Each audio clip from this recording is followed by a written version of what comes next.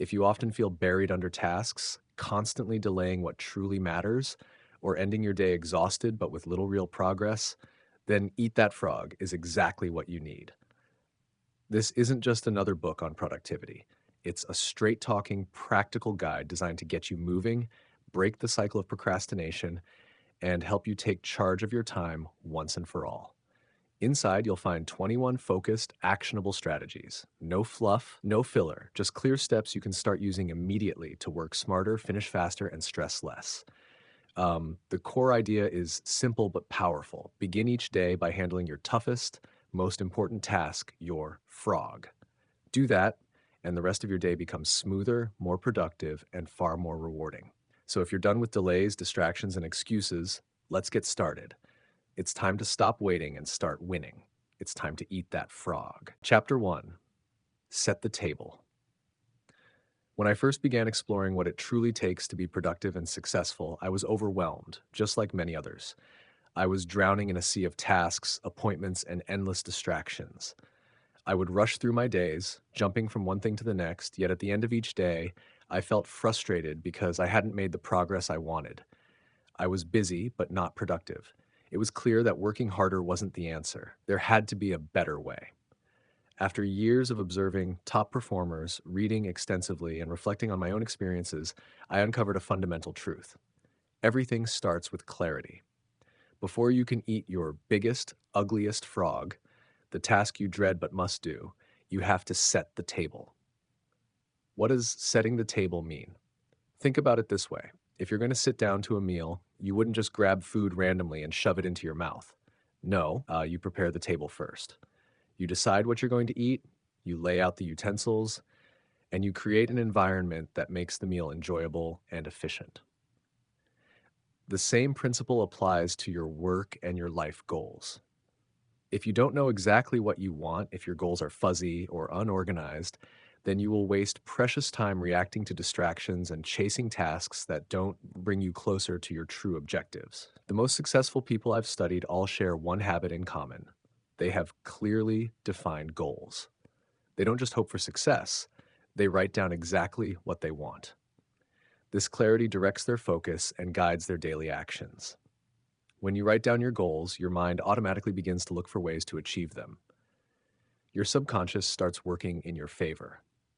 I still remember the day I sat down with a blank notebook and wrote out my goals in vivid detail. My career aspirations, financial targets, health ambitions, and personal growth plans. It was like switching on a light in a dark room. Suddenly, I could see what mattered, and I could organize my days around those priorities. Tasks that once seemed overwhelming became manageable. I stopped wasting time on trivial matters and started focusing on the activities that would produce the greatest results. But setting the table is more than just writing goals. It's about prioritizing those goals. It's about deciding which frogs are the biggest and ugliest and tackling those first. Not everything on your to-do list deserves the same attention. Some tasks move you closer to your dreams, while others simply keep you busy. Setting the table means choosing the right tasks before you start working, so you don't get sidetracked by urgent but unimportant activities. Once you know what you want and have prioritized your goals, you need a plan of action. Break your goals into smaller, manageable steps. Assign deadlines. Visualize each step clearly. When you do this, your path becomes clear. You are no longer wandering aimlessly. You have a map to follow. This planning reduces overwhelm and builds momentum because you always know exactly what your next move should be. The habit of setting the table also crushes procrastination. When your goals and plans are clear, hesitation loses its grip. You know what you have to do, why it matters, and when it needs to be done. This clarity creates urgency and focus, helping you overcome the fear and resistance that so often lead to procrastination. I want you to understand something crucial. Success is not about working harder or longer hours. It's about working smarter and with intention. Setting the table is the single most powerful way to focus your energy, time, and resources on what truly matters. It prepares you mentally and practically to face your biggest challenges with confidence. Right now, take a moment to ask yourself, what do I really want? What are the 3 most important goals I must achieve? Don't settle for vague answers. Write them down in detail. Make them specific, measurable, and time bound. This simple act will start rewiring your mind towards success. When you consistently set the table each day, when you prepare your goals, prioritize your tasks, and plan your actions, you transform chaos into order and confusion into clarity. You take control of your life instead of letting it control you. To make this real, I want you to try something tonight. Before you go to bed, write down the 3 most important things you want to accomplish tomorrow. Break them into clear steps. Schedule time to work on them. Commit to starting your day by tackling the biggest, hardest task first, the frog that will have the greatest impact. By setting the table, you create a powerful foundation for productivity. You align your efforts with your dreams, reduce distractions, and build unstoppable momentum. This is the first step on the path to mastering your time and achieving extraordinary results. Master this habit, and everything else becomes easier. Your work will become more meaningful, your days more productive, and your life more fulfilling. Set the table and get ready to eat that frog. Chapter 2: Plan every day in advance. Success and high productivity rarely happen by chance. They are the direct result of careful preparation and disciplined planning. If you want to get the most out of your time, energy, and talents, you must develop the habit of planning every day in advance. This habit is the foundation of effective time management, and when I fully embraced it, my entire approach to work and life changed. Imagine waking up each morning with a clear, detailed roadmap for your day. Instead of feeling overwhelmed, confused, or reactive to whatever comes your way, you know exactly what you need to do. Your priorities are clear, your tasks are listed, and your time is allocated. This kind of preparation turns uncertainty into confidence, stress into control, and aimless busyness into focused productivity. I have observed that most people waste precious time and mental energy every day deciding what to do next. They spend the morning checking emails, jumping between low-value tasks, or procrastinating on important work. This disorganized approach leads to frustration and burnout. But the most successful and productive people do not leave their days to chance. They take control by planning their days in advance. Planning your day ahead is not complicated or time-consuming. It requires only a few minutes of thoughtful effort, but its impact is profound and lasting. Here's how you can develop this powerful habit. Step 1. Review your goals and priorities. Before you plan your daily tasks, remind yourself of your long-term goals and priorities. What are you working toward? Keeping your big picture in mind ensures that your daily actions align with your most important objectives. It prevents you from falling into the trap of spending time on trivial or urgent but unimportant tasks. Step 2. List your tasks for the next day. Write down the specific tasks you want to complete. Avoid vague notes like work on project or call clients. Instead, break your projects into clear, actionable steps, such as draft introduction for report or call client to confirm appointment. The more specific you are, the easier it will be to take action. Step 3. Prioritize ruthlessly. Not all tasks are created equal. Some have a much bigger impact on your success than others. Use a prioritization system like the ABCDE method, or simply identify your frog, the task that, if done, will create the most significant progress. Schedule that task first, ideally when your energy and focus are at their peak. Step 4. Estimate time and schedule your tasks. Assign realistic time blocks for each task and add them to your calendar. Treat these appointments with yourself as non-negotiable. This helps prevent overbooking and keeps you focused. When you see your day planned in blocks, it becomes easier to manage your time and avoid distractions. Step 5. Anticipate challenges. Think ahead about what might interfere with your plan. Unexpected meetings, interruptions, or low energy. Prepare strategies to handle those obstacles. For example, you might set your phone to do not disturb during focused work periods or arrange your workspace to minimize distractions. Step 6. Commit and take action. A plan is only as good as its execution. Once your plan is set, commit to following it. Start your day by tackling the highest priority task. Avoid falling into the trap of checking emails or social media first. When you take action on your key tasks right away, you build momentum and reduce procrastination. By planning every day in advance, you take control of your time rather than letting your time control you. You reduce stress because you know what to expect and have a clear path forward.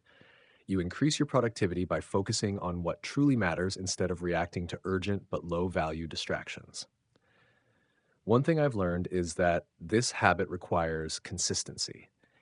It's not enough to plan sporadically or only when you feel motivated.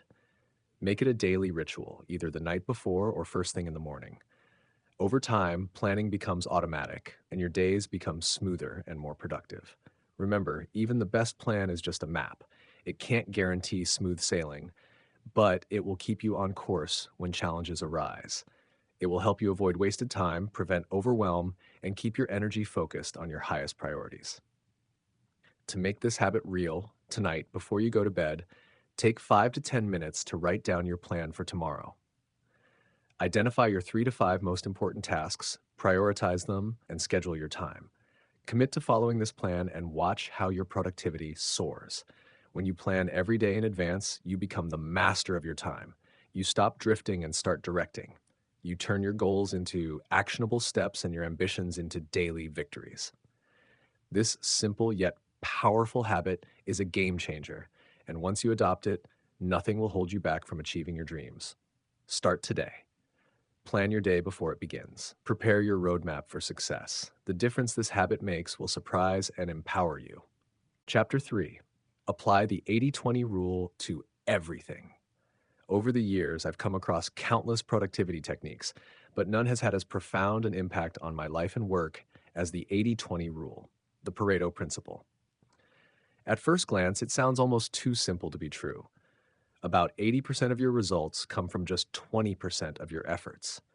Yet this simple insight holds the key to unlocking far greater productivity, less stress, and more meaningful success. Think about your day-to-day work. How much time do you spend on emails, meetings, or minor tasks that don't really move the needle? Chances are a vast majority of what you do doesn't actually contribute significantly to your goals. Instead, it's a small handful of activities, the 20%, that generate the lion's share of your achievements. When I first learned about this principle, it felt like a light bulb went off in my head. I realized that I had been wasting so much energy on things that felt urgent but weren't important.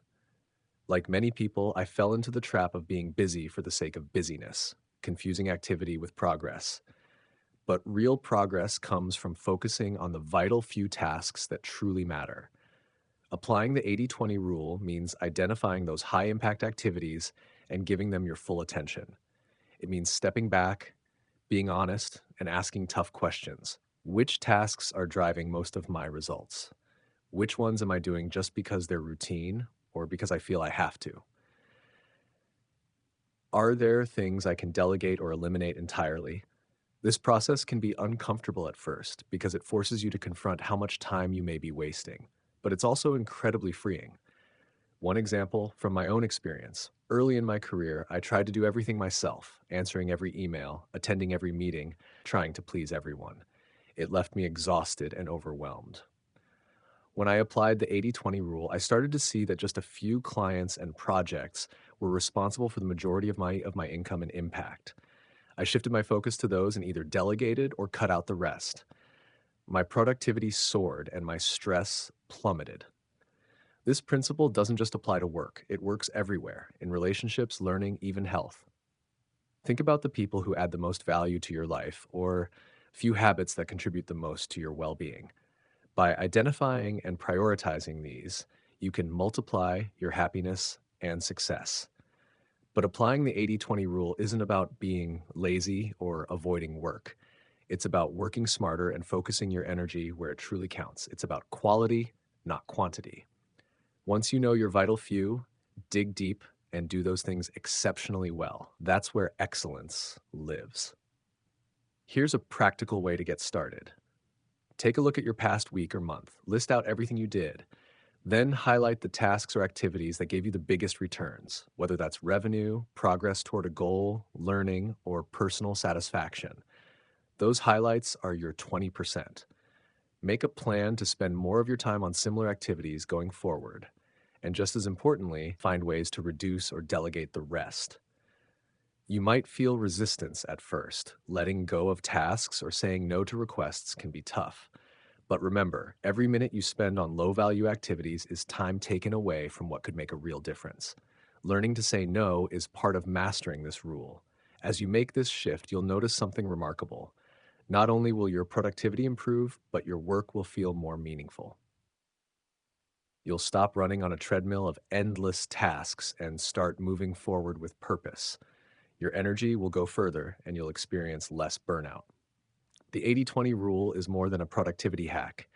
It's a mindset change. It teaches you to focus on leverage, not effort, impact, not busyness. Master this principle and you'll be amazed at how much more you can achieve with less stress. So take a moment right now. Reflect on your recent activities. What tasks gave you the biggest results? Are you spending enough time on those? If not, what can you change today? Start small, but start now. Prioritize your vital few and watch how your productivity and success soar. Remember, doing less isn't doing nothing, it's doing what matters most. Apply the 80/20 rule to everything in your life, and you'll create space for what truly counts. That's the secret to working smarter, achieving more, and living better. Chapter 4. Consider the consequences. One of the most powerful habits I've learned on my journey toward greater productivity and meaningful success is the simple yet profound practice of considering the consequences before taking action. It sounds straightforward, but the truth is, most of us rush through our days reacting to whatever comes our way without pausing to think about the real impact of our choices. This lack of foresight is one of the biggest reasons people feel overwhelmed, stuck, or frustrated, even when they're working hard. When I first began trying to improve my time management, I noticed a pattern. I would jump into tasks as they popped up, answering emails, taking calls, handling urgent requests, thinking that staying busy was the key to getting ahead. But at the end of the day, I was often exhausted and realized I hadn't made real progress on what truly mattered. I was spinning my wheels, caught in a cycle of urgent but low value work. Everything changed when I started to stop and ask myself, what are the consequences if I do this task now? And what if I don't? That simple mental check helped me shift my focus from being busy to being productive. It taught me to prioritize my actions based on their real impact, not just their urgency or ease. Consider this. Not all work is created equal. Some tasks deliver massive benefits, like closing a big client deal, completing an important report, or preparing for a presentation that could change your career. Others might feel urgent but don't move you forward at all, like answering routine emails or attending unnecessary meetings. When you take the time to think about the consequences, you begin to see the difference clearly. I remember one vivid example from my own life. Early on, I faced a choice between clearing out my overflowing inbox or preparing for a major sales pitch that could land a huge contract. Instinctively, I wanted to tackle the emails first to get things done. But when I paused and considered the consequences, I realized that spending my prime time on the pitch preparation would have a far greater payoff. So I prioritized the presentation, and it turned out to be one of the most successful deals of my career. Thinking about consequences also helps you avoid procrastination and distraction. When you know the real stakes, it becomes easier to say no to less important demands on your time. You learn to protect your focus like a valuable asset. Instead of reacting to every beep, ping, or interruption, you decide intentionally what deserves your attention. This habit is a form of mental discipline that trains your brain to look beyond the immediate moment and consider the ripple effects of your choices. It helps you work smarter by prioritizing tasks that have the highest returns and by avoiding those that only waste your time and energy. To develop this habit, make it a daily practice. Before you start any task, ask yourself, what will happen if I do this now? What are the benefits? What if I don't do it? Will there be negative consequences? How does this align with my most important goals? By making these questions part of your decision-making process, you begin to build a mental filter that guides your actions toward what truly matters. This habit also teaches you the art of saying no. It's not always easy to decline requests or delegate tasks, especially when you want to please others or feel responsible for everything. But when you consider the consequences honestly, you realize that protecting your time and energy is essential for your own success and well being. Saying no to the unimportant is actually saying yes to your most important work and goals. Over time, this way of thinking shifts your mindset from one of constant reaction to one of proactive control. You stop being a victim of circumstances and start being the architect of your own success. Your days become less chaotic and more purposeful. You feel less overwhelmed and more in charge. In fact, considering the consequences is about respect for your time, your goals, and yourself. It's about valuing your energy and focusing it where it counts the most. It's a skill that successful people use every day to make tough decisions and stay on track. So I challenge you to start today. The next time you face a decision, pause and reflect on the consequences. Don't just dive into action because it feels urgent or because someone else demands it. Think about how that action fits into your bigger picture. Ask yourself, what will happen if I do this now, and what if I don't? Let these questions guide you. Let them be your compass in the storm of distractions and demands. When you consistently consider the consequences, you take control of your life and your productivity. You focus on what matters, avoid wasted effort, and move steadily toward your goals. Remember, success is not about doing more things, it's about doing the right things. And the key to doing the right things is thinking ahead and considering the consequences before you act. Start practicing this habit today. It may take some effort at first, but soon it will become second nature.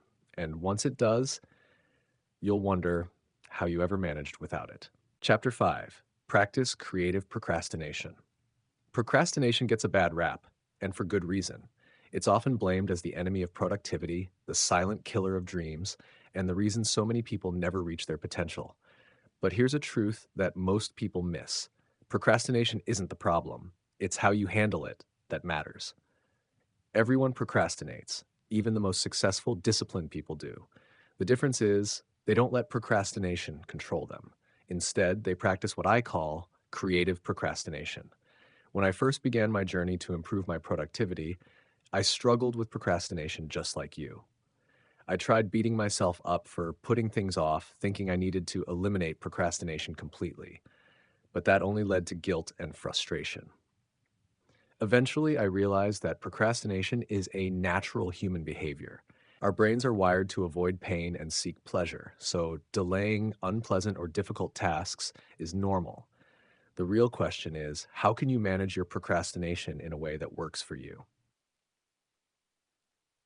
That's where creative procrastination comes in. It's about choosing what you procrastinate on and being deliberate about it. You can't do everything at once, and you certainly can't do everything perfectly. So instead of trying to stop procrastinating entirely, learn to procrastinate on the things that don't matter so you can save your time, energy, and focus for what does matter. Think about your day. How many of the tasks you do are really important? How many are distractions, interruptions, or simply things that feel urgent but don't move you closer to your goals? Creative procrastination is the skill of letting those less important things wait. It's saying not now to the noise so you can say yes to your most important work. For example, I used to waste hours each day answering every email as soon as it arrived, attending meetings that added little value, and jumping at every small request. I thought this was being responsible, but really it was just busy work that drained my energy. When I started practicing creative procrastination, I consciously chose to delay answering emails and skip unnecessary meetings.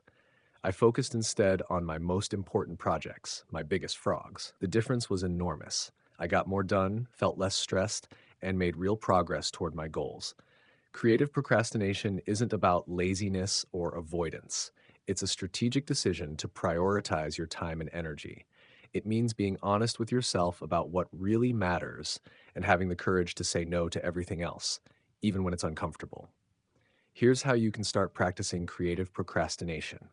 1. Make a list of all your tasks. Write down everything you think you need to do. 2. Evaluate each task.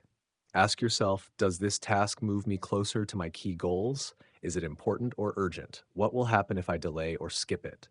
3. Decide what to procrastinate on. Identify tasks that are low value, routine, or can be handled by someone else.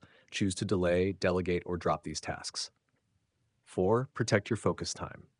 Schedule blocks of time to work on your high priority tasks without interruption.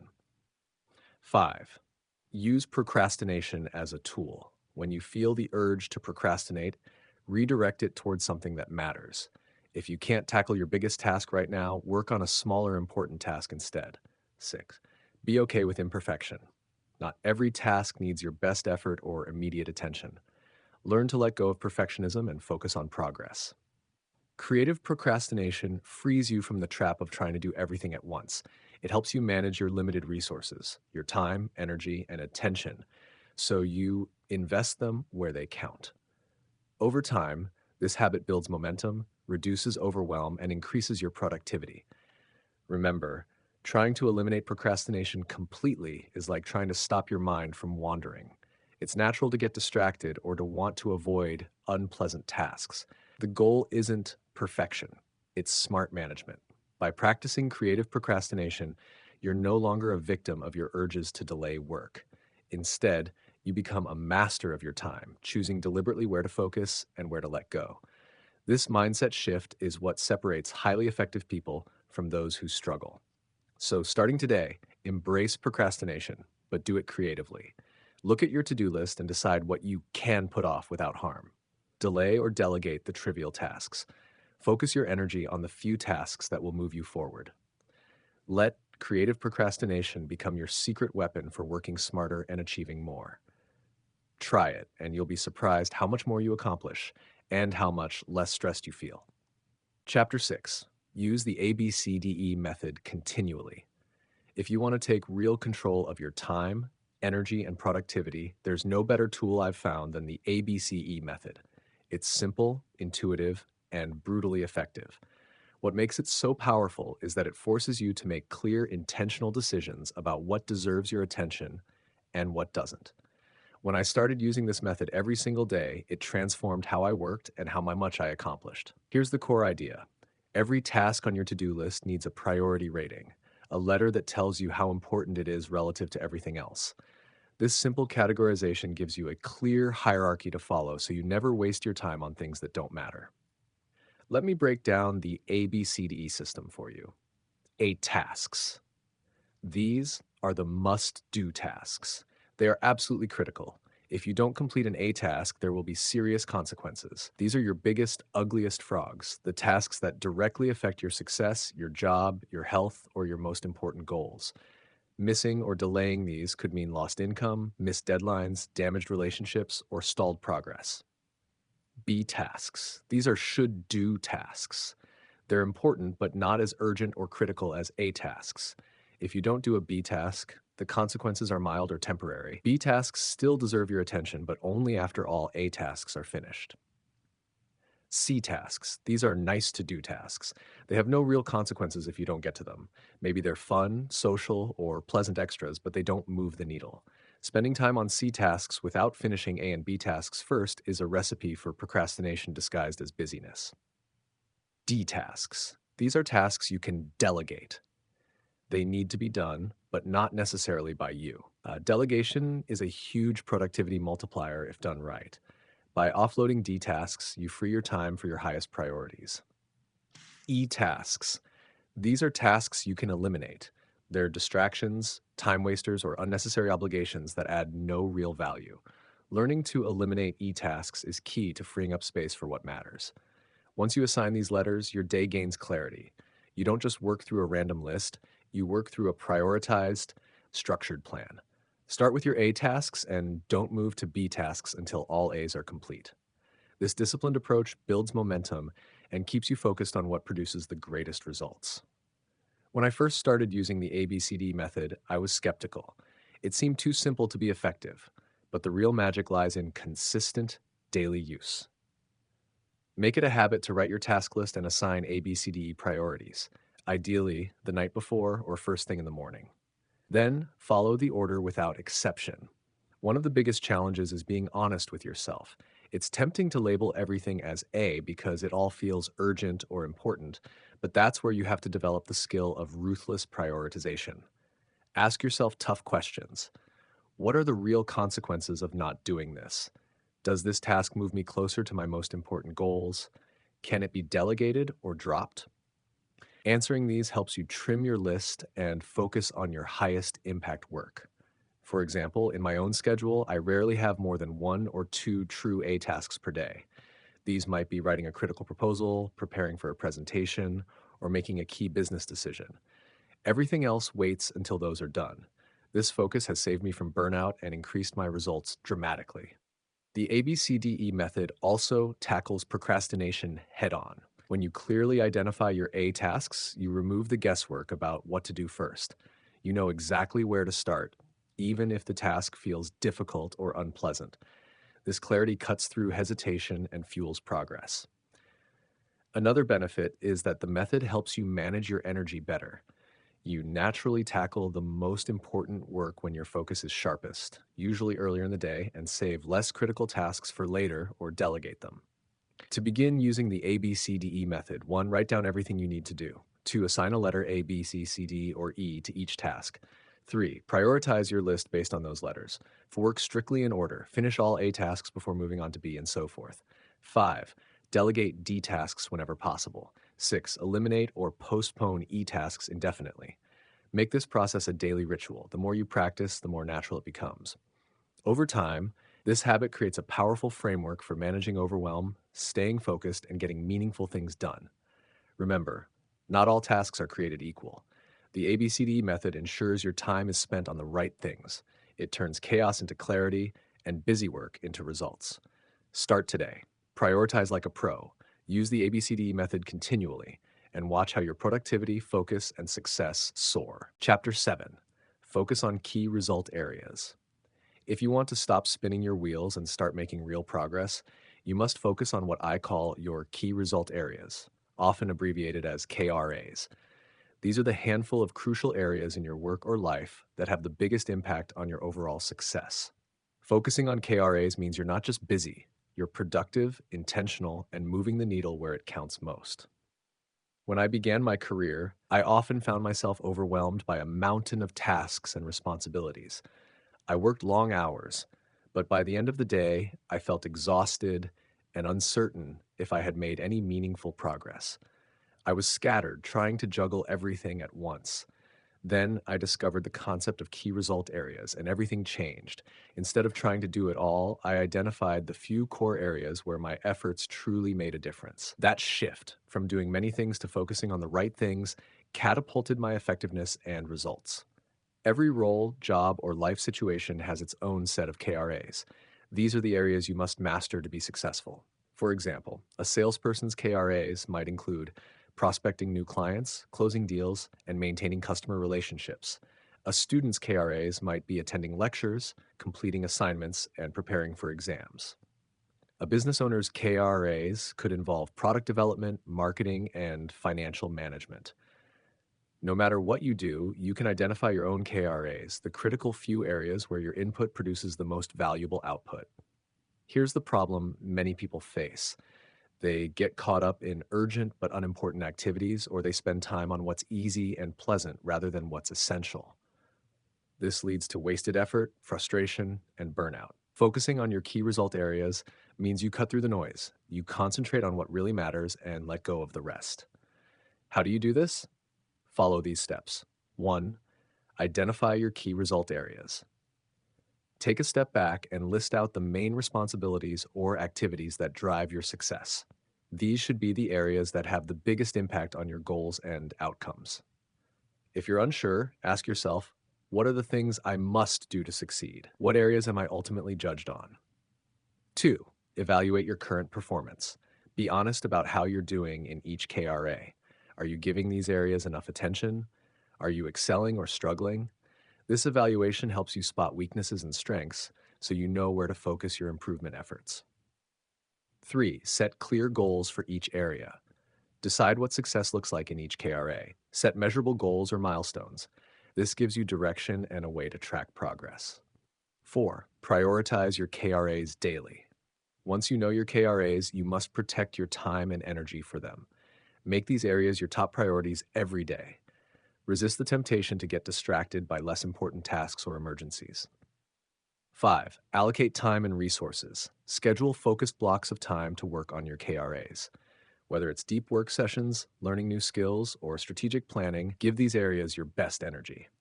6. Continuously review and improve. Your KRAs aren't static.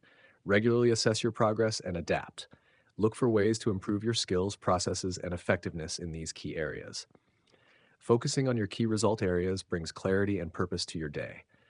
Instead of being busy with a long to-do list, you're productive on the right tasks, the tasks that directly lead to success. This focus reduces overwhelm and stress because you're no longer pulled in every direction. Another powerful benefit is that mastering your KRAs makes you indispensable. When you consistently deliver outstanding results in the core areas of your role or life, your value skyrockets. Whether you're seeking a promotion, building a business, or achieving personal goals, this focus sets you apart. Remember, real success doesn't come from doing many things, it comes from doing a few things exceptionally well. Your key result areas are the foundation for that success. When you commit to mastering them, you create a strong platform for growth, achievement, and fulfillment. To put it simply, your KRAs are your biggest frogs. They're the work you must eat every day if you want to keep moving forward. Start today. Identify your key result areas. Prioritize them above all else. Dedicate your best time and energy to excelling in those areas. This focus will transform your productivity, your results, and ultimately, your life. When you focus on the right things, you stop wasting time and start building momentum. Your goals become clearer, your progress faster, and your success more certain.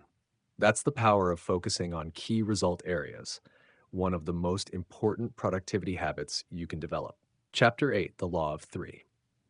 One of the most powerful but often overlooked principles I've encountered on my journey to productivity and success is what I call the Law of Three. At first glance, it might seem almost too simple, but its impact is profound. In every job, every business, and every life situation, there are only three core tasks or activities that truly drive the majority of your results. Everything else, no matter how urgent or tempting, takes a back seat. When I first discovered this law, it was like a lightning bolt. I realized that I had been wasting countless hours on busy work, distractions, and tasks that felt important, but actually didn't move the needle. Instead of spreading myself thin trying to do everything, I learned to focus deliberately on the three most critical tasks that would produce the biggest impact. This shift was a game changer. My productivity soared, my stress dropped, and my progress toward my goals accelerated. The reason the law of three works is simple. Your time, energy, and attention are finite resources. Trying to juggle too many priorities leads to shallow work, exhaustion, and poor results. But when you channel your focus into the top three priorities, you unleash deep concentration and effort where it counts most. Ask yourself, what are the three tasks or activities that, if done consistently and with excellence, would bring the greatest positive change in your career, business, or life? These are your big frogs. They're the heavy hitters that deserve your full attention. Here are some examples to clarify the concept. For an author, the three might be 1. Writing new chapters, 2. Editing existing material, 3. Marketing and connecting with readers. For an entrepreneur, the three could be 1. Developing and refining your product or service, 2. Finding and building relationships with customers, 3. Managing your finances and planning for growth. For a manager, the three might include 1. Coaching and developing your team, 2. Planning and executing strategy, 3. Building key stakeholder relationships. Your three will be unique to your situation, but the principle is universal. Applying the law of three demands discipline and clarity. Every day, or even better, the night before, take a few minutes to identify your three most important tasks. These should align with your long-term goals and key result areas. Then, block out your best working hours to tackle these tasks with full focus, free from distractions. It's incredibly easy to get pulled into low-value work, interruptions, and urgent but unimportant demands. But by anchoring yourself to the law of three, you maintain clarity on what matters most. This helps you say no to distractions and keeps you moving steadily forward. The cumulative effect over time is enormous. Rather than feeling scattered or overwhelmed, you build deep expertise and momentum in your most important areas. Your work becomes more meaningful and your achievements more significant. Another important benefit of the law of three is that it simplifies decision making. When faced with countless tasks, priorities, and requests, asking, does this contribute to my top three, helps you filter out noise and stay on course. It's a mental shortcut that protects your focus and energy. Remember, true success isn't about doing many things well, it's about doing a few things extraordinarily well. The law of three provides a clear framework to identify and focus on those few things. So here's your challenge. Starting today, identify your three most important tasks. Write them down. Commit to working on them with intention and discipline. Let the law of three guide your daily work and your bigger decisions. By embracing this simple but profound law, you transform how you work and live. You trade overwhelm for clarity, distraction for focus, and busyness for meaningful progress. It's one of the most powerful productivity habits you can build, the key to eating your biggest frogs first and achieving your most important goals. Make the law of three your daily compass and watch your results soar. Chapter 9: Prepare thoroughly before you begin. One of the most overlooked yet crucial secrets to consistent productivity and success is the habit of preparing thoroughly before you begin any task or project. It may sound basic, even obvious, but I can't stress enough how often people rush headlong into work without this vital step, and how much time, energy, and quality they lose because of it. I've been there myself. In the early days of my career, I was eager and impatient to get started on new projects. I believed that starting quickly meant making progress faster. But I quickly learned the hard way that plunging in without proper preparation leads to constant interruptions, frustration, mistakes, and wasted effort. Halfway through a task, I'd realize I was missing important information, tools, or a clear plan. I'd have to stop everything to gather what I needed. Or worse, redo work because I hadn't set things up right the first time. This experience taught me an invaluable lesson. Time spent preparing up front is never wasted. It's an investment that multiplies your efficiency and effectiveness. Think of it like a chef preparing a complicated meal. No chef worth their salt jumps straight into cooking without first organizing their mise en place, the careful arrangement of all ingredients, utensils, and equipment before starting. That preparation ensures the cooking flows smoothly, the flavors come out perfect, and the dish is done on time. Your work is no different. Whether you're writing a report, studying for an exam, building a project, or handling daily tasks, your mise en place is your foundation. When you prepare thoroughly before you begin, you set yourself up for focused, uninterrupted work and dramatically better results. So, what does thorough preparation look like in practice? 1. Clarify your objective. Before starting, be crystal clear about what you want to achieve. Vague goals lead to wandering focus and wasted time. Define your desired outcome in concrete terms. Ask yourself, what does success look like for this task? 2. Gather everything you need. Collect all the materials, tools, information, and resources required to complete the task. This means no last-minute searching for files, no scrambling to find data halfway through. Having everything at hand lets you maintain flow. 3. Break the task into steps. Outline the key stages or milestones involved. Breaking a big task into manageable chunks prevents overwhelm and gives you a clear roadmap. This also helps you track progress and stay motivated. 4. Set up your workspace. Arrange your environment to minimize distractions and maximize efficiency. Clear clutter, silence notifications, and have your tools organized and ready. A tidy, prepared space signals your brain to focus. 5. Mentally gear up. Take a moment to focus your mind, breathe deeply, and set an intent and intention.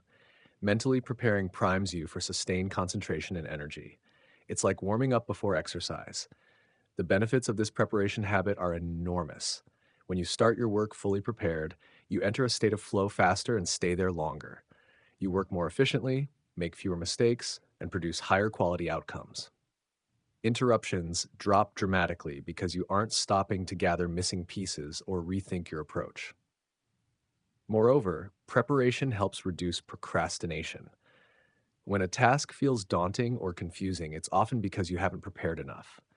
Taking the time up front to clarify and organize reduces anxiety and makes starting easier and less stressful. From my own experience, this habit has been transformative. I remember one project early in my career where halfway through I realized I was missing critical data. I had to halt everything and spend hours hunting it down. That experience was frustrating and costly.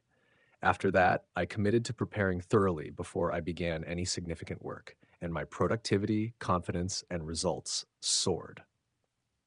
Thorough preparation also saves you time. It might seem like extra effort up front, but it prevents the far greater time drain of mistakes, rework, and constant interruptions. It's a classic case of slow is fast. Taking your time to prepare enables you to work faster and better once you start.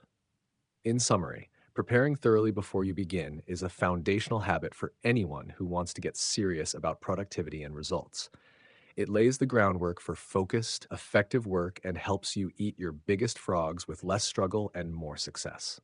Starting today, make it a rule. Before diving into any important task, pause and prepare. Define your goal clearly. Gather all materials and resources. Break the work into steps. Set up your space for focus. Take a moment to mentally ready yourself. This simple but powerful habit will revolutionize the way you work and the amount you accomplish. When you prepare thoroughly before you begin, you give yourself the best chance to succeed every time. Chapter 10. Take it one oil barrel at a time.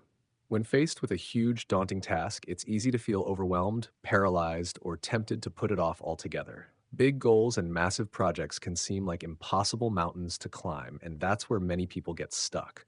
But here's a truth that can change everything. No matter how big the job, you can conquer it by breaking it down and taking it one small step at a time, one oil barrel at a time. This metaphor comes from the world of oil drilling, where workers extract crude oil barrel by barrel. Each barrel might seem small compared to the size of the entire oil field, but by focusing on one barrel at a time, steady progress is made until the entire job is done. The same principle applies to your biggest tasks and goals. When I started applying this mindset, it was a revelation. Instead of staring at the intimidating enormity of a project, I learned to zoom in and focus only on the very next small step I could take.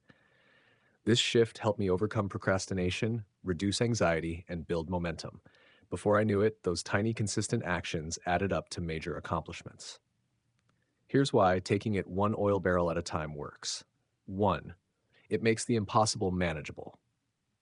Big projects become less overwhelming when you focus on just one small part. You don't have to solve everything at once. You only need to complete the next step. This makes starting and continuing easier. 2. It builds momentum. Every small task you finish creates a sense of progress and accomplishment. That momentum fuels motivation and energy to keep going. 3. It prevents burnout. Trying to tackle a massive job all at once can drain your energy and enthusiasm. Breaking it into small, manageable pieces keeps your workload balanced and sustainable. 4. It creates focus. When you concentrate on one task or step at a time, your mind isn't scattered. This focused attention leads to higher quality work and faster results. So, how do you apply this principle in your life? Break big tasks into smaller steps. No matter how large or complex a task seems, divide it into clear, actionable steps. For example, writing a book isn't done in a day. It's done chapter by chapter, page by page, sentence by sentence. Focus on the next immediate step. Forget about the entire mountain. Just ask yourself, what's the very next thing I can do right now? Then do it. Celebrate small wins. Each completed step is a victory. Acknowledge and celebrate these to keep your motivation high. Keep moving forward, even if slowly. Progress is progress, no matter the speed. Consistent small steps add up to big results over time. This approach also reduces the anxiety and fear that often cause procrastination. When you focus only on what you can do right now, the task feels less intimidating. Your brain is free from overload, and your confidence grows. In my own experience, adopting this one oil barrel at a time mindset has been transformative. Large projects that once felt overwhelming suddenly became manageable. Instead of putting things off, I started taking steady, deliberate steps forward every day. Over time, those small steps compounded into significant achievements. Remember, no great accomplishment happens overnight. Whether you're building a business, learning a new skill, or tackling a challenging personal goal, success comes from consistent, focused action. one small piece at a time. So next time you face a massive task, don't get overwhelmed. Don't wait for the perfect moment or feel pressured to do it all at once. Instead, break it down, focus on the next step, and take it one oil barrel at a time. By doing this, you'll turn mountains into molehills, fear into action, and procrastination into progress. This mindset will keep you moving forward day after day until you've eaten your biggest frogs and reached your goals. Start now. Take that first small step, then the next, and keep going, one oil barrel at a time. Chapter 11. Upgrade your key skills. If you truly want to accelerate your progress and achieve your goals with less struggle, there's one truth you must accept. Your skills determine your results. No matter how hard you work or how long your hours are, without the right skills, you'll hit a ceiling. That's why upgrading your key skills, the specific abilities that directly impact your success, is absolutely essential. Early in my career, I learned this the hard way. I was working long hours and pushing myself hard, but my results were inconsistent. I realized that effort alone wasn't enough. I had to become better, sharpen my tools, so to speak. I began focusing on improving the skills most critical to my work and goals, and the difference was night and day. I started getting things done faster, with better quality and less stress. Here's why upgrading your key skills is a game changer. 1. You work smarter, not just harder. Improved skills let you accomplish tasks more efficiently. Instead of struggling through challenges, you glide past them with knowledge and technique. This means less wasted time and energy. 2. Your work quality soars. When you have stronger skills, the work you produce is of higher quality. This builds trust, opens doors, and attracts opportunities that might have been out of reach before. 3. You gain confidence to tackle bigger tasks. Mastering key skills boosts your confidence. Suddenly, those big frogs don't seem so intimidating. You know you have what it takes to handle them. 4. Continuous growth keeps you motivated. Learning new things and improving your abilities keeps your mind engaged and your motivation high. It breaks the monotony and makes work more enjoyable. 5. You future-proof yourself. In today's fast-changing world, the skills you have today might not be enough tomorrow. Constantly upgrading keeps you relevant and competitive. The secret to skill development is focusing on your key skills, not just any skills, but those that have the greatest impact on your specific goals and role. For example, a marketer's key skills might be copywriting, data analysis, and customer psychology. A software developer's key skills might be coding languages, problem solving, and debugging. A manager's key skills might be leadership, communication, and strategic planning. To upgrade your key skills effectively, follow this roadmap. 1. Identify your key skills. Start by listing out the core abilities you need to excel at your job or personal goals. Look at what top performers in your field do well. Reflect on where you struggle most and where improvement will unlock the biggest gains. 2. Set clear, measurable learning goals. Don't just say, I want to get better. Define what better means. For instance, I want to improve my public speaking so I can confidently lead meetings without notes.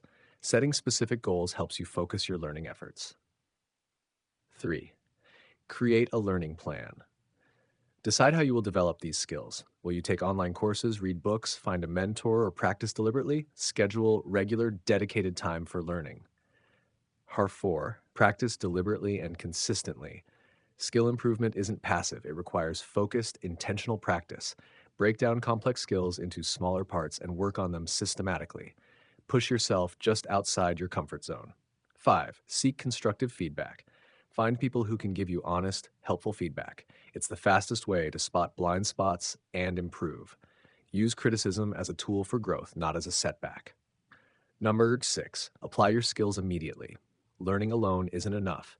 You must apply what you learn in real situations. This reinforces your skills and builds confidence. Look for opportunities to use your new abilities as soon as possible. 7. Review and adjust your learning. Regularly, evaluate your progress and adjust your learning plan. As you improve, identify new skills to develop or deepen. In my personal experience, upgrading skills like time management, communication, negotiation, and problem solving transformed how I work. Tasks that once seemed daunting became manageable, and my results improved dramatically. Remember, natural talent accounts for only a small part of success. The vast majority comes from deliberate practice and continuous learning. Upgrading your key skills is not optional if you want to stay ahead and keep improving. So don't settle for just working harder. Commit to working smarter by investing in your skills. Start today by identifying the key skills you need most, making a plan, and dedicating time regularly to upgrade them. Your future self and your results will thank you. By sharpening your skills, you'll handle your biggest challenges with ease, increase your productivity, and open the door to greater opportunities. This is one of the most reliable and sustainable ways to eat your biggest frogs and achieve your highest goals. Chapter 12. Leverage your special talents. When it comes to achieving true productivity and success, one thing becomes crystal clear over time. Your unique talents are your secret weapons. You might work hard and develop various skills, but tapping into your natural strengths, the abilities that come easiest and feel most natural to you, can skyrocket your results in ways that sheer effort alone never will. I learned this the hard way. Early on, I was all over the place, trying to be good at everything, pushing myself to fix my weaknesses instead of playing to my strengths. It was exhausting and frustrating. Then one day I paused and asked myself, what am I really good at? What comes naturally? What do I enjoy doing? When I started answering these, honestly, everything shifted. I began focusing on my special talents, and suddenly the work wasn't just easier, it became energizing and meaningful. I was more productive, more creative, and less drained. Your special talents might be something like an ability to communicate clearly, to solve complex problems, to empathize with others, or to think creatively under pressure. Maybe you're great at organizing chaos or inspiring people. Whatever your unique combination is, these are your personal superpowers. And when you leverage them, you're not just working, you're thriving. Why does focusing on your special talents make such a difference? Because, one, you get more done faster and better. When you use your strengths, tasks flow more naturally. You don't have to force yourself or waste energy figuring things out. You already know how to do them well. This means you're more efficient and produce higher quality work. Two, work feels less like a grind and more like a calling. Playing to your talents makes your work enjoyable. You look forward to challenges instead of dreading them. That positive feeling fuels your motivation and keeps burnout at bay. Three, you bring unique value that others can't easily copy. Your talents give you a fresh perspective and unique problem-solving approaches. This kind of creativity and innovation sets you apart in any field. Four, confidence grows naturally. Doing what you're good at builds confidence. You start seeing yourself as capable and resourceful, which encourages you to take on bigger and bolder challenges. Five, opportunities multiply. When you consistently deliver standout results in your areas of strength, people notice. Doors open, trust builds, and you attract chances that others might miss. So how do you start leveraging your special talents in a real practical way? Here's a roadmap. 1. Discover your unique strengths. Take time to reflect honestly. What activities energize you? When do you feel in the zone? What do people often compliment you on? Sometimes we're blind to our own gifts, so ask trusted friends, colleagues, or mentors for their input too. Step 2. Align your work and goals with your talents. Where can you focus more of your time? Which projects or tasks match your strengths? Actively seek ways to do more of what you naturally do well. At the same time, find ways to delegate or minimize tasks that drain you or don't fit your talents. 3. Invest in growing your talents. Natural talent isn't a fixed gift, it's a starting point. Hone your strengths through deliberate practice, learning, and feedback. Push yourself to go deeper and broader in these areas. 4. Communicate your strengths clearly. Make sure others, your boss, your team, your network, know what you're really good at. When people understand your unique value, they're more likely to involve you in the right opportunities. 5. Use your talents to solve problems creatively. Approach challenges by leveraging your natural abilities. You'll find innovative solutions and fresh perspectives that others might miss. In my own journey, embracing my special talents has been a game changer. Rather than wasting energy trying to fix every weakness, I started focusing on what felt natural, whether it was breaking down complex ideas, connecting with people, or strategic thinking. Not only did my results improve, but my work became a source of joy instead of stress. Here's the bottom line: you don't have to be good at everything. You just have to be exceptional at a few things. Your special talents. These are the things that will carry you forward when everything else feels overwhelming. So today, take a moment. Reflect on what makes you uniquely you. Think about how you can lean into those talents more deeply and more often. What small changes can you make to bring your strengths front and center? When you start leveraging your special talents, you stop battling against yourself and start working with yourself. The work feels lighter, progress comes faster, and your path to success becomes clearer. You'll handle your biggest frogs with confidence and ease because you're playing to your strengths, not fighting an uphill battle. Your talents are your greatest gift. Use them, celebrate them. Let them guide you toward your most meaningful and rewarding achievements. Chapter 13: Identify your key constraints. If there's one truth in the world of productivity that most people miss, it's this: you're not limited by how much you can do, you're limited by what's slowing you down. Just like a chain is only as strong as its weakest link, your progress, performance, and personal growth are capped by your most significant constraint. That's why one of the most transformative things you can do, no matter what goal you're chasing, is to stop and ask yourself, what's holding me back? This idea changed everything for me. For a long time, I operated on the assumption that working harder was the answer. If I wasn't getting results, I just had to put in more hours, grind harder, sleep less, push more. But no matter how hard I pushed, there were times when nothing moved. It felt like trying to drive with the parking brake on. Then I asked a simple but powerful question: what's the real reason this isn't moving forward? And suddenly I saw it. There was a constraint, a bottleneck, something I hadn't addressed that was silently limiting everything else. This principle is universal. In every goal, every business, every career path, there's always one thing, one major barrier that limits speed, growth, or achievement. It could be internal or external. It could be obvious or hidden, but it's always there and it's always in control until you identify it and do something about it. So, what exactly is a constraint? A constraint is anything that slows down or limits your ability to achieve a goal. It's the part of the system that restricts flow. You might be doing 100 things right, but if that one piece is broken or blocked, the whole machine suffers. Think of it like a highway. 10 lanes of open road don't matter if a single one-lane bridge blocks the way ahead. Traffic won't flow faster until that bridge is expanded or cleared. The same goes for your productivity. You don't need to fix everything. You just need to fix the right thing. There are two major types of constraints you need to look for. One, internal constraints.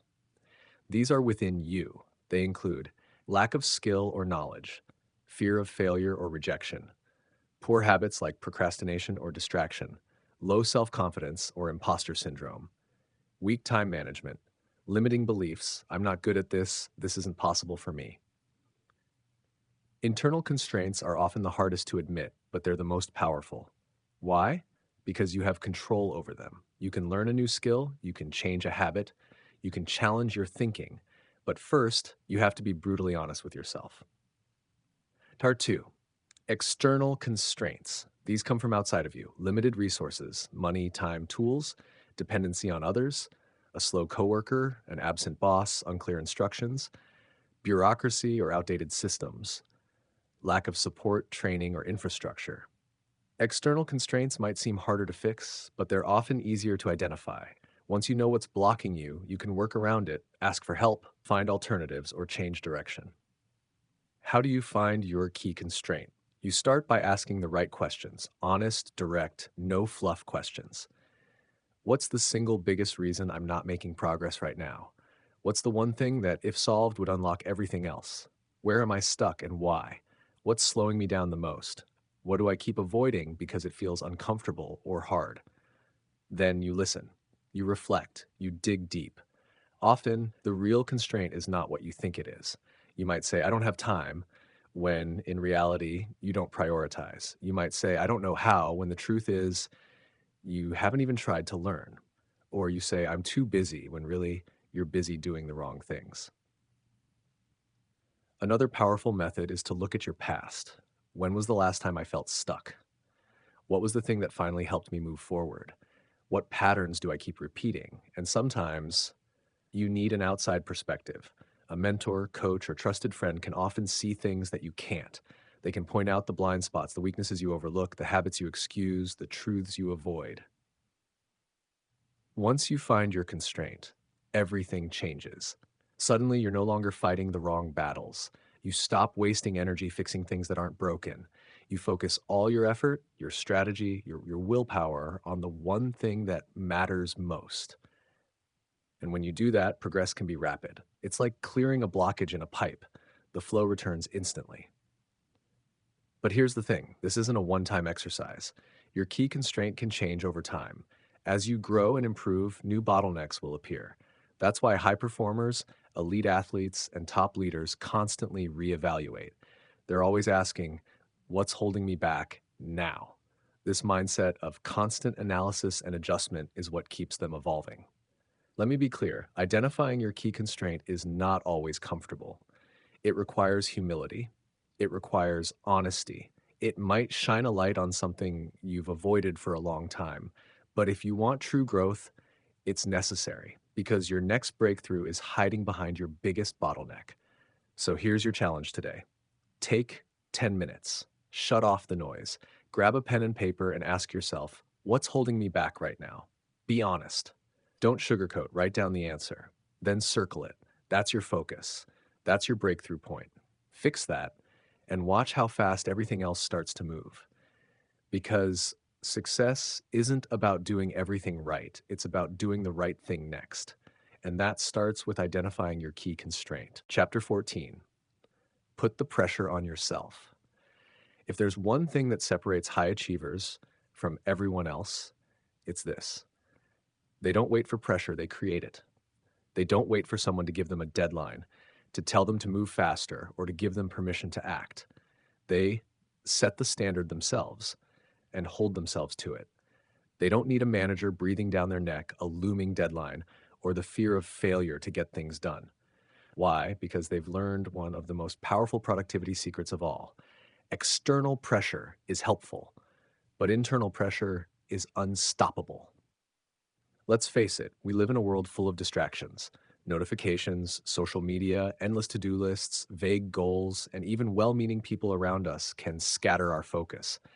In such a noisy environment, waiting for the perfect moment or a boss to hold you accountable is a recipe for stagnation. The truth is, nobody is coming to save you. If you don't light a fire under yourself, you'll never build momentum. And without momentum, you won't move forward. That's why you must take ownership and put the pressure on yourself deliberately, consistently, and unapologetically. I remember a time when I was working on a personal project that had no official deadline, just an idea I believed in. Days turned into weeks, and still I hadn't made progress. It wasn't that I lacked the ability or tools, it was that I had no urgency, no pressure, no consequence. Then one day, I decided to treat it like it was a real job. I gave myself a fixed deadline. I wrote it on my calendar. I told people about it. I imagined that if I missed it, I'd lose something valuable. That single shift from casual to committed was the turning point. I finished the project ahead of time. Why? Because internal pressure creates focus, commitment, and speed. Hash the myth of external motivation. Most people are waiting for a boss to assign a task, waiting for a deadline, waiting for inspiration. But waiting is a trap. The most productive people I've met never sit around hoping someone will force them to perform. Instead, they turn up the heat on themselves. They hold themselves to a high standard, whether someone is watching or not. It's a mental switch from I'll get to it when I have to Friday, I have to get to it now because I said I would. That simple mindset shift transforms lazy afternoons into focused sprints and average efforts into excellent outcomes. What happens when you put the pressure on yourself? 1. You stop making excuses. When you're the one setting the deadline and the expectation, you can't blame anyone else. You own the result. This creates clarity and power. 2. You tap into urgency. Deadlines, even self-imposed ones, create urgency. Urgency helps you overcome procrastination. perfectionism, and overthinking. It forces action. 3. You build mental toughness. Every time you push yourself to meet your own standards, you train your mind. You become stronger, more disciplined, and more confident. 4. You get more done faster. Pressure eliminates wasted time. You stop browsing aimlessly, second guessing your tasks, or drifting through the day. You become direct and decisive. 5. You become self reliant. You stop needing permission. You stop waiting for feedback to move forward. You become your own driver, and that independence fuels long term success. How to create internal pressure that works. Putting pressure on yourself isn't about panic.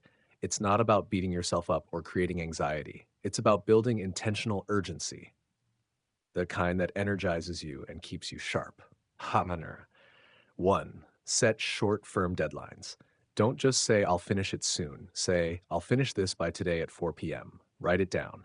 Make it real. 2. Make it public. Tell someone your plan. Post your goal.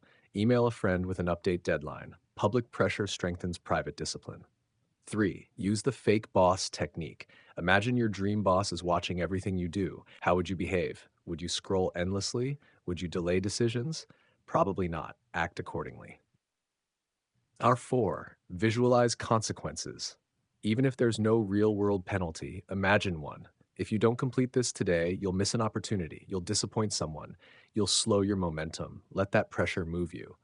5. Set timers and sprints. Work in high-intensity bursts. Set a 60-minute timer and challenge yourself to beat the clock. This creates healthy stress and sharpens focus. 6. Track and measure everything.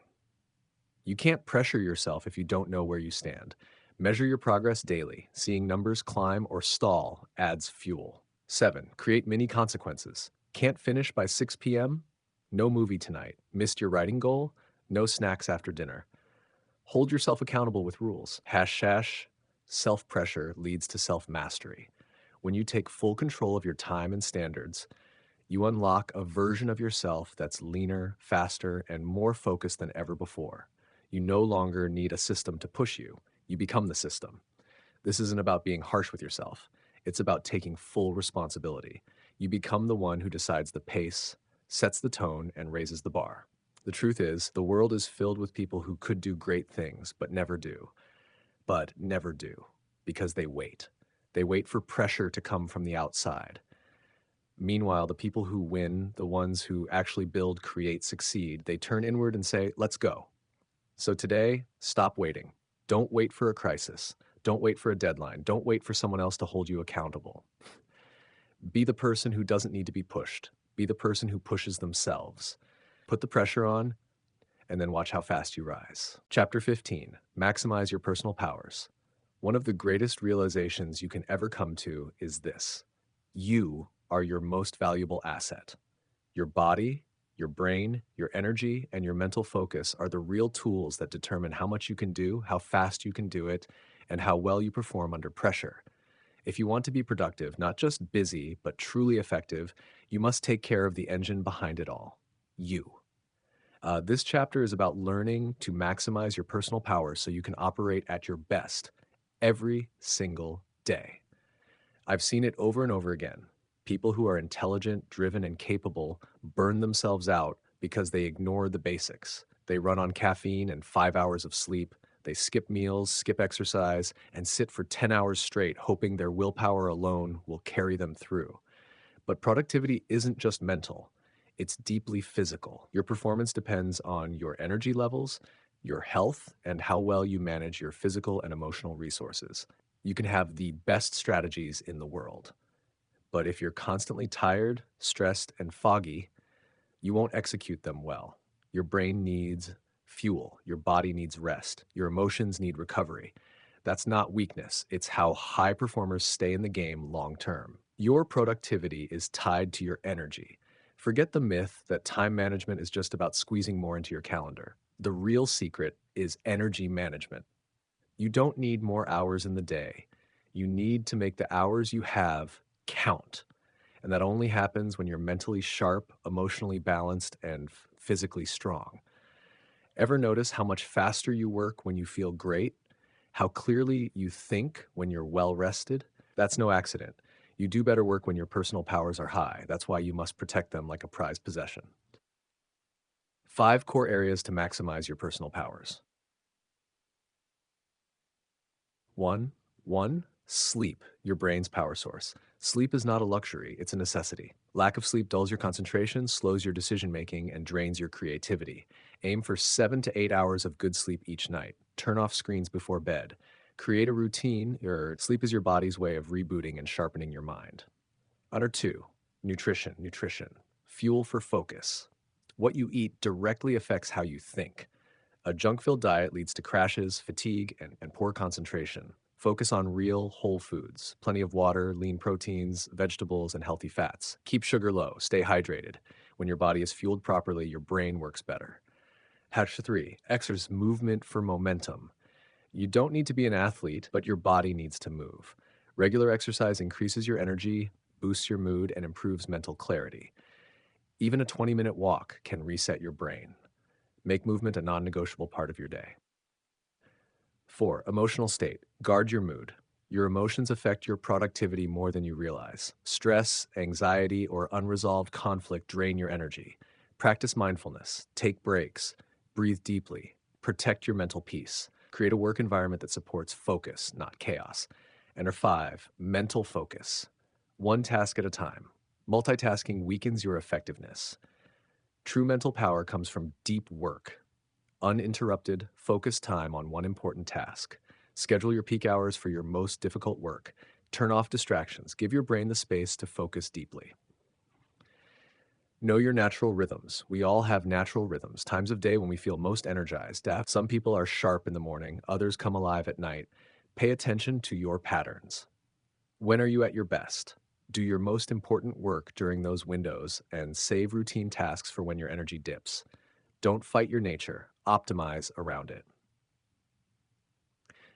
Build recovery into your routine. You are not a machine. Even the most driven people need breaks.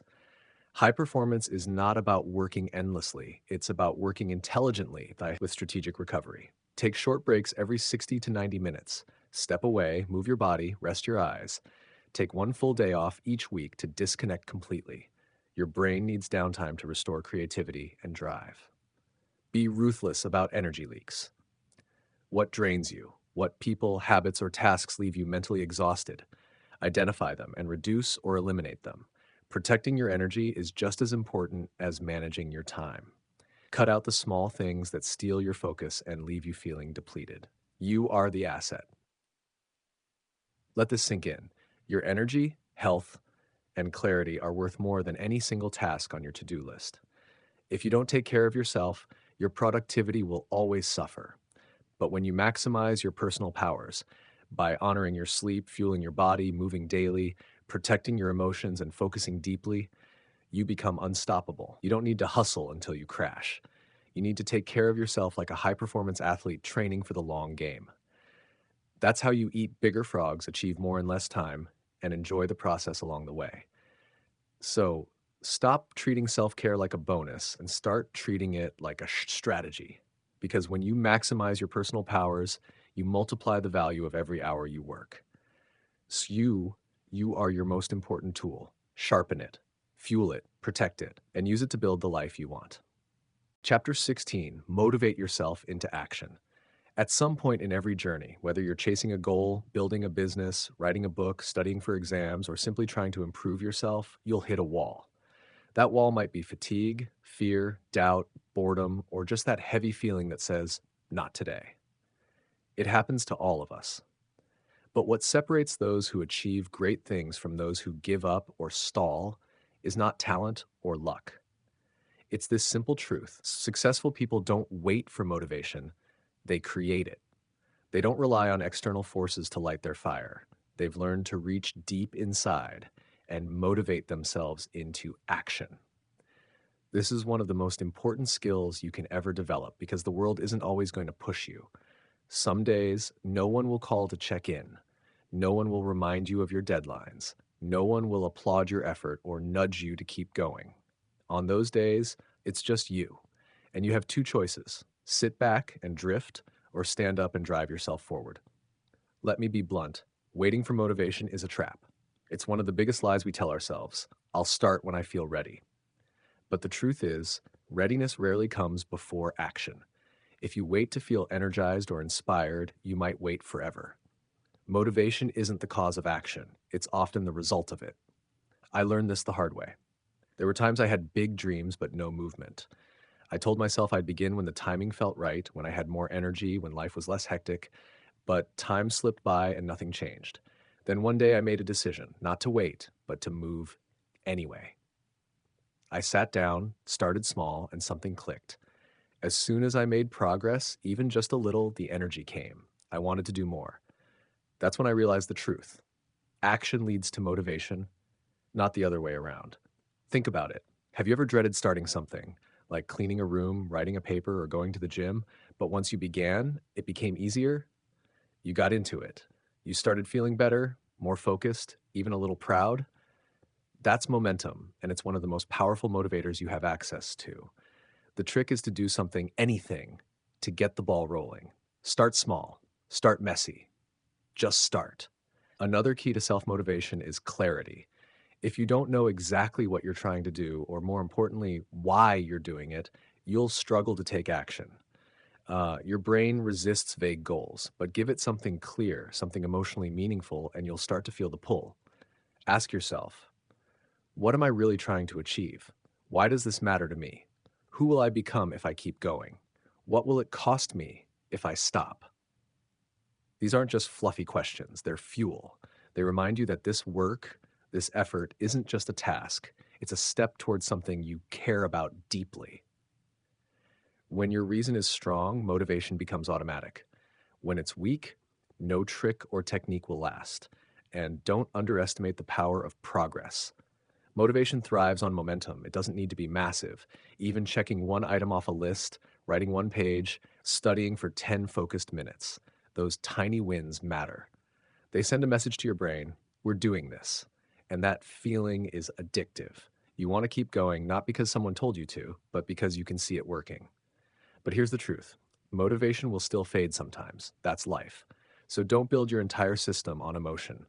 Build it on commitment, discipline, systems, habits. On the days when you feel unstoppable, go all in. On the days when you feel low, show up anyway. Maybe not with 100%, but with something. Build the identity of someone who takes action no matter what. Also, watch your environment. Your surroundings affect your mindset more than you think. If you're constantly around negativity, chaos, or distraction, it becomes harder to stay driven. But if you surround yourself with focused people, energizing content, clean spaces, and uplifting ideas, motivation becomes easier to access. You start to absorb the energy around you. Most importantly, be kind to yourself in the process. Motivation isn't a straight line. You'll have highs and lows. Some days you'll feel on fire, and other days you'll want to quit. That's normal. The key is not to give in when things feel hard. The key is to keep showing up. So here's what I want you to remember. Don't wait to feel motivated. Take action. Motivation will follow. Get clear on your why. Celebrate small wins. Build systems that keep you going when emotions fade. Protect your environment and mindset. Be consistent, not perfect. You don't need to feel ready to start. You just need to start. Even if it's a whisper, not a roar, let that be your first move. Because once you're in motion, something powerful happens. You become the kind of person who doesn't need permission, hype, or perfect conditions. You become someone who moves, grows, and builds day after day. And that's real motivation, the kind you can count on, the kind that lasts. Chapter 17, Get Out of the Technological Time Sinks. Technology is one of the greatest tools ever invented, but it's also one of the biggest traps. In the modern world, we're surrounded by devices, apps, and platforms designed to grab our attention and never let go. Every ding, buzz, and notification pulls us away from what matters. And if you're not careful, you can lose hours each day to digital distractions without even realizing it. That's why one of the most important steps to becoming highly productive is to get out of the technological time sinks. Let me be clear, I'm not against technology. I use it every day. It can automate, organize, and simplify tasks better than anything else. But that same technology, when used passively or without boundaries, can become a black hole for your time, your focus, and your energy. Think about how easy it is to fall into the trap.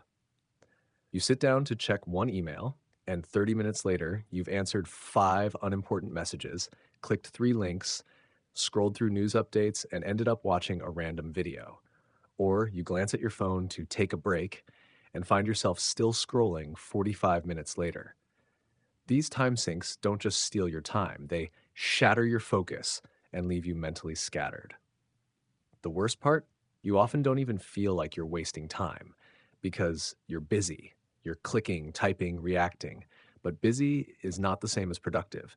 In fact, in many cases, it's the opposite. Here's the truth. Your brain's most valuable resource is attention, and modern technology is designed to hijack it. To reclaim your time and attention, you need to take back control, not by swearing off technology, but by using it intentionally, not reactively. How to escape technological time sinks without losing your mind. 1. Turn off non-essential notifications. Not everything needs your immediate attention. Turn off alerts from social media, games, and news apps. Keep only what's essential, like calls or critical messages. The more your phone interrupts you, the more your brain stays in a state of distraction. 2. Schedule tech-free blocks of time. Build protected time into your day when you're offline and fully focused. No phones, no tabs, no interruptions. Even 60 to 90 minutes of deep, undistracted work can produce more results than a full day of scattered multitasking. Habit 3. Use technology to block technology. Ironically, some of the best tools to fight distraction are apps themselves. Use website blockers like Freedom or Cold Turkey. Use Do Not Disturb modes on your devices. Create boundaries that prevent you from accessing distractions during focus time. 4. Batch your digital tasks. Instead of constantly checking email or messages, schedule specific times to handle all your digital communication. This prevents you from bouncing between tasks and keeps your brain focused. 5. Delete time-wasting apps or hide them. Be honest with yourself. If you constantly open a certain app and lose time, either delete it or bury it in a folder where it's harder to reach. Make distraction inconvenient. But more than any tactic, the key is this: stay aware. Be conscious of where your time is going. Ask yourself daily, how much time did I spend today doing things that didn't move me forward? How often did I check my phone out of habit, not purpose?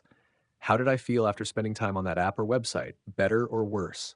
Because the real cost of time sinks isn't just lost minutes, it's lost momentum, lost focused opportunity. The good news? You don't need to be perfect. You don't need to disconnect completely. But you do need to set rules for your digital life, just like you would with your finances or health. You decide how much tech serves you and when it starts to control you. In a world full of digital noise, clarity and control are your greatest assets. So protect your time, guard your attention, and build your day around what matters, not what buzzes. That's how you reclaim your power. That's how you take back your time. Chapter 18, Slice and Dice the Task. There's a moment we've all experienced. You sit down to work and a big task stares back at you. It feels massive, complicated. You don't know where to begin, and just thinking about it makes you feel tired or anxious. So, what do? You check your phone. You scroll. You delay. Not because you're lazy, but because your brain sees the task as too big and too unclear. The solution to this problem is simple but powerful. Slice and dice the task. Break it down into smaller, simpler, bite-sized parts that you can actually start. This technique is one of the most effective ways to beat procrastination and build momentum. When a task feels overwhelming, our brain tends to freeze. It focuses on how much effort it will take, how long it will last, and how many unknowns are involved. But when you divide that task into smaller, well-defined chunks, it becomes far less intimidating. The goal is no longer to climb the entire mountain, just to take the next step. Let me give you an example. Imagine someone wants to write a book. That goal is huge. It's vague, it's scary. They'll put it off for days, weeks, maybe years. But if that same person says, "Today I'll outline chapter 1," or "I'll write just 300 words before lunch," the resistance drops. The task becomes manageable. And once they start, they often keep going. Why does this work so well? Because action breeds momentum. The hardest part of almost anything is starting. Once you've begun, even if it's something tiny, your brain shifts from avoidance to engagement. It's like pushing a car. The first few feet take real force, but once it's moving, it rolls forward more easily. This technique isn't just theory, it's based on how your brain works. Psychologists call it the Zeigarnik effect. Your mind hates incomplete tasks. Once you begin something, your brain wants closure. That's why starting, even with just one small slice, is so important. It creates psychological tension that naturally drives you to keep going. How to slice and dice effectively. The process is simple, but the impact is huge. 1. Name the big task. Start by clearly identifying what you're avoiding or putting off. Be honest. What feels too big, too complex, or too boring? Example, write final report or study for the economics exam. 2. Break it down into specific mini tasks. Slice it into parts that are clear, small, and concrete. Things you can do in one sitting, ideally in 50 to 30 minutes. Outline the report, write the intro paragraph, find and add 3 statistics, review one past paper, summarize chapter 5. When the slices are small enough, you stop asking, can I do this? And start saying, yeah, I can knock this out right now. 3. Start with the easiest slice. Forget about tackling the hardest part first. Start where the resistance is lowest. The goal is to start, not to suffer. Once you're moving, you'll naturally want to keep going. Write the easiest section, review your notes, make a list, whatever gets you moving. 4. Make a checklist and cross things off. Write out all the mini tasks and enjoy the simple act of crossing them off. Each checkmark gives you a hit of progress and confidence. It feels good and builds momentum. Seeing the list shrink is visual proof that you're getting somewhere. 5. Use time blocks. Instead of saying, I'll work all day, say, I'll work on this slice for 25 minutes.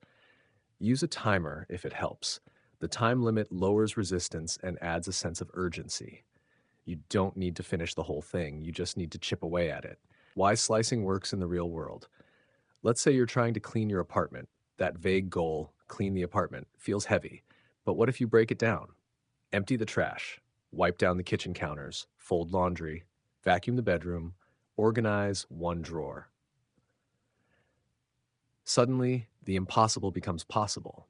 These aren't hard tasks. They just felt that way when bundled together into one overwhelming mountain. Or think about launching a website. Buy a domain, choose a website builder, pick a template, write the About Me section, upload a profile photo, add one blog post, tidvestenbranche. Each slice takes 15 to 30 minutes. Alone, none are that hard. Together, they make progress. This applies to studying, creating content, preparing for interviews, writing papers, learning new skills, or even building a side hustle. End result. Big results don't require massive effort in one go. They require small, clear, consistent action. Stop overthinking, just slice. One of the biggest productivity killers is perfectionism. We overthink the big task. We imagine everything that could go wrong. We plan and never act. But if you slice the task, you don't need the perfect plan. You just need to take the next small step, then the next, and the next. Some days you'll only finish one slice. Other days you'll knock out 5. That's okay. What matters is that you keep moving. Progress, not perfection. The real secret? Nothing is too big if you slice it small enough. No project is too scary, no exam too hard, no goal too distant. The key is to chop it up into little pieces and commit to doing just the next one. It's simple, it's manageable, and it works. So next time you're feeling overwhelmed, don't ask, how will I ever finish this? Ask, what's the very first slice I can do right now? Then do that and watch the mountain shrink one slice at a time. Chapter 19, create large chunks of time. In today's fast-paced, distraction-filled world, one of the biggest challenges to getting real work done isn't a lack of tasks, it's a lack of uninterrupted time. You may have heard that multitasking or switching quickly between tasks is productive, but the reality is the opposite. True productivity demands large, focused chunks of time. If you want to finish important projects, solve complex problems, or produce your best work, you need to create large chunks of time dedicated solely to deep, undistracted effort. Why is this so important? Because when you work in tiny fragments, 10 minutes here, 15 minutes there, your brain never fully settles into a state of flow. It takes time to get deeply focused. The more you interrupt yourself, the more energy you waste shifting gears. Every time you switch tasks, your brain must reorient itself, that costing precious minutes and breaking your momentum. Those lost minutes add up, and suddenly you've spent the day busy but haven't accomplished anything meaningful. That's why I emphasize carving out large blocks of time, at least 60 to 90 minutes, ideally more, where you can work with complete focus. During these chunks, distractions are minimized, your attention is fully on the task, and you tap into a state of flow where your productivity skyrockets. What does creating large chunks of time look like? It means scheduling your day so that you have uninterrupted periods dedicated exclusively to your most important work. These blocks should be free from meetings, emails, phone calls, and all digital interruptions. Imagine sitting down at your desk with a clear goal and a solid 90 minutes ahead of you to write, design, plan, or solve a problem without a single distraction. When you give yourself this kind of time, your brain can focus deeply, allowing creativity and clarity to emerge naturally. You go beyond just scratching the surface and start producing real progress. It's the difference between dabbling and mastering. How to carve out these large chunks. Schedule them like appointments. Treat these focused work periods as non negotiable meetings with yourself. Block them on your calendar and guard them fiercely. Let others know you're unavailable during these times. 2. Choose your peak energy times. Identify when during the day you feel most alert and focused, morning, afternoon, or evening, and reserve your large chunks for these periods. Don't waste your best hours on trivial tasks. 3. Prepare your environment. Before you begin, clear your workspace of distractions. Turn off notifications. Close unrelated tabs and apps. If possible, work in a quiet place or use noise-canceling headphones. 4. Set clear goals for each chunk. Decide exactly what you want to accomplish during the block. Having a clear target keeps you focused and motivated. 5. Use timers and breaks wisely. If 90 minutes seems too long at first, start with 60. Use techniques like the Pomodoro method. Work for 25 minutes, then take a short break, but also experiment with longer, uninterrupted sessions as your focus improves. Why small time blocks don't cut it? Many people fall into the trap of trying to squeeze productive work into short, fragmented bursts between meetings during commutes or while waiting in line. But these tiny pockets rarely allow for meaningful progress on complex or important tasks. The constant starting and stopping trains your brain to expect interruptions and discourages deep focus. In contrast, large chunks let you build momentum. You enter a flow state where your thoughts align, ideas connect, and creativity flows. This is when your best work happens. Overcoming common barriers. You might think I'm too busy or my schedule won't allow big blocks of time. These are common challenges, but they can be overcome. Delegate or say no. Protect your time by declining less important commitments. Batch similar tasks. Group emails, calls, batch, and admin work into specific times, freeing larger blocks for focused work. Communicate boundaries. Let colleagues and family know when you're not to be disturbed. Eliminate unnecessary meetings. Cut meetings that don't add value or shift them to batch days. The payoff. When you commit to working in large focused chunks, your results multiply. You'll finish tasks faster with higher quality. You'll feel less stressed because you're no longer rushing to piece together progress in tiny bits. Your confidence grows as you see real momentum on your projects. In the end, creating large chunks of time is about reclaiming your day and your focus. It's about honoring the fact that important work requires deep concentration and giving yourself the space to deliver your best. So start today. Look at your schedule. Find 1 or 2 large chunks, no distractions, no multitasking, and dedicate them to your most important work. Protect these times like your career depends on it, because it does. When you give yourself the gift of large chunks of time, you give your best work the chance to shine. Chapter 20. Develop a sense of urgency. One of the most critical traits that separates the highly successful from the average is their ability to act with speed and decisiveness. This trait is what we call a sense of urgency, an internal drive to move quickly and purposefully on important tasks without hesitation. It's not about rushing blindly or making careless mistakes. It's about developing a mindset where you treat your goals and responsibilities as if they matter right now, not tomorrow or next week. Why is a sense of urgency so powerful? Because speed matters.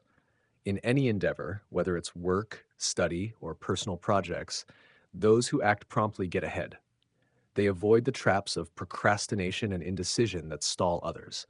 They generate momentum. Once you start moving fast, it's easier to keep that pace, fueling motivation and increasing output. Urgency turns ideas and plans into action. What does urgency look like in real life? It's not just about moving fast. It's about focused, deliberate speed, knowing exactly what needs to be done and doing it now with purpose and energy. Someone with urgency doesn't say, I'll start later. They say, I'm starting right now. They don't wait for perfect conditions or all the information when fries. They make decisions quickly and adjust as they go. Urgency also means not letting perfectionism slow you down. Waiting to get everything just right is often a form of procrastination in disguise. High performers learn to do things well enough, move forward, and improve along the way. They know that progress beats perfection every time. Why you need to develop urgency. Without urgency, even the best plans and intentions can stall. Time slips by, distractions creep in, and your goals move further out of reach. On the flip side, urgency fuels productivity. It helps you finish tasks faster, meet or beat deadlines, reduce stress caused by last minute rushes, impress others with your reliability and efficiency, capture opportunities before they vanish. Urgency creates a bias toward action. It transforms hesitation into momentum and doubt into confidence. How to cultivate a sense of urgency. 1. Set clear, tight deadlines. Even if your task doesn't have an official deadline, create one for yourself. Short deadlines push you to focus and act without delay. Avoid open ended timelines that encourage endless procrastination. 2. Break tasks into manageable pieces. Large projects can feel overwhelming and slow you down. Slice them into small, actionable steps that you can complete quickly. This makes starting easier and helps maintain a fast pace. 3. Practice decisiveness. Don't get stuck in analysis paralysis. Make decisions with the best information you have, then move on. If you realize you need to adjust later, that's fine. Action always beats inaction. 4. Avoid perfectionism. Aim for good enough to move forward, not flawless. Every step completed is progress. Every delay waiting for perfect conditions is lost time. 5. Use positive pressure. Remind yourself why moving quickly matters, whether it's your career growth, personal goals, or the impact on others. Internalize the benefits of urgency to motivate action. 6. Limit distractions. Urgency thrives when your attention is focused. Turn off notifications, close irrelevant tabs, and create an environment where you can work efficiently. The mindset shift. Developing urgency is about changing how you think about time and action. Instead of seeing tasks as things you'll get to when you have time, you start to see them as priorities that deserve your immediate attention. You stop giving procrastination the upper hand. Urgency is also about respect for your goals, your time, and yourself. When you act promptly, you honor your commitments and build trust with others. You show that you value your work and your progress. What happens when you don't develop urgency? Without urgency, tasks pile up, deadlines loom, stress builds, and you find yourself constantly behind. Opportunities slip through your fingers and your momentum stalls. This isn't just about work, it affects every part of your life, from relationships to personal growth. Final thought, urgency is a skill and a habit you can cultivate. It won't happen overnight, but with consistent effort, you'll notice a powerful shift. You'll start accomplishing more in less time. You'll feel energized, confident, and in control. So start today. Stop waiting for the perfect moment. Decide to act now. Move fast, move focused. Because success rewards those who act with urgency, and time won't wait for anyone. Chapter 21, Single Handle Every Task. If there's one simple but powerful habit that can totally change how much you get done, it's this: single handle every task. What does that mean? It means when you start working on something, you stick with it until it's done, or at least until you reach a natural stopping point, without jumping around to other things. No switching back and forth, no checking your phone, no just a quick peek at your email. One task, one focus from start to finish. I get it. Today, we live in a world full of distractions, pulling us in every direction. It's tempting to multitask, thinking we're being efficient by juggling several things at once. But truth, multitasking wrecks your productivity. Every time you shift your attention, your brain has to stop, reset, and refocus. And that costs you time and energy you don't get back. Instead of moving forward, you're stuck starting over. When you single handle, you're giving your brain a chance to dive deep and really focus. That's when the magic happens, when your mind gets into what's called a flow state, where work feels effortless, time flies, and your best ideas come out naturally. You're sharper, faster, and your work improves because you're fully present. Why single handling works so well. Imagine trying to write an important report, but every 5 minutes you're distracted by a notification or the urge to check social media. You end up spending hours, and the quality suffers because you're constantly breaking your concentration. Now imagine shutting everything off, closing all other tabs, putting your phone on silent, and just focusing on that report. You work steadily, no interruptions. You might finish in half the time, and the result will be way better. That's the power of single handling. How to get better at single handling. 1. Pick your most important task. Start by choosing what really needs your attention. Don't try to do everything at once. Focus on the one thing that moves you forward the most. 2. Block out time. Decide how long you're going to work without interruption, maybe 30, 60, or 90 minutes. Set a timer and commit to sticking with the task the whole time. 3. Create a focus-friendly space.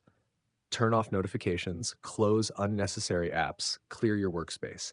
If you can, let people around you know you're not to be disturbed. 4. Commit to finish or pause clearly. Don't let your mind wander to other things. Either finish the task or stop at a natural breakpoint so you can pick up smoothly later. 5. Break big tasks into pieces. If the task feels huge, break it down and single handle one piece at a time. It's easier to stay focused on small steps. What you'll notice when you practice this: you'll get tasks done faster. Your work will be higher quality. You'll feel less stressed because you're not juggling a million things. You'll feel proud finishing what you start, which boosts motivation. You'll build momentum that makes tackling the next task easier. The real struggle: saying no to multitasking. It's tough to break the habit of multitasking because it feels productive, even though it's not. When you catch yourself wanting to switch tasks, pause and remind yourself single handling saves time and energy. Practice patience. Start with shorter focused periods and build up. The bottom line: single handling every task isn't complicated, but it's a total game changer. When you commit to giving your full attention to one thing at a time, you work smarter, finish faster, and create better results. You become the person who doesn't just start things, but actually finishes them. So, next time you sit down to work, pick one task and dive in. Handle it fully.